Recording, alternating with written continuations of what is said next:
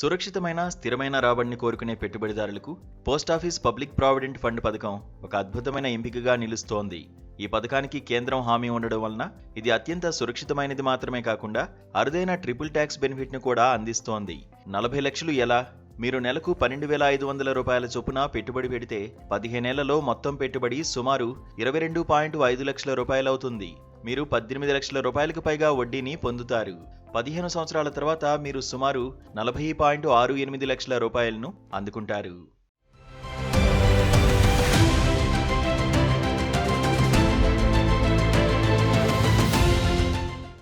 Triple tax benefit PPF పథకం యొక్క అతిపెద్ద ఆకర్షణ దాని పన్ను ప్రయోజనం. ఇది 3 రెట్లు పన్ను మినహాయింపును అందిస్తుంది. డిపాజిట్ మొత్తానికి సెక్షన్ 80C కింద పన్ను మినహాయింపు లభిస్తుంది. వడ్డీపై ఎటువంటి పన్ను ఉండదు. 15 సంవత్సరాల తర్వాత వచ్చే మొత్తం ఆదాయంపై కూడా పన్ను లేదు. స్థిరమైన రాబడి.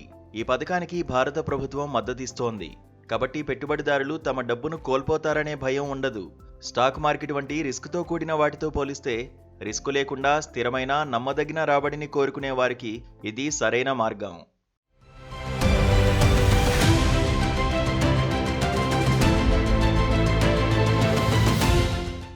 ఈ పథకంలో పెట్టుబడి పెట్టడానికి కేవలం 500 రూపాయలు మాత్రమే అవసరం.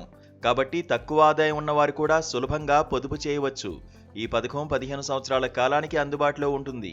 ఈ 15 సంవత్సరాల తర్వాత దీన్ని 5 సంవత్సరాల చొప్పున పొడిగించుకునే అవకాశం కూడా ఉంది. లోన్ సౌకర్యం.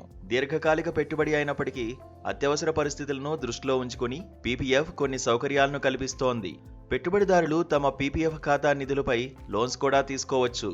అత్యవసరమైతే మొదటి 5 సంవత్సరాల తర్వాత పాక్షికంగా డబ్బును ఉపసంహరించుకోవడానికి కూడా అనుమతి ఉంది.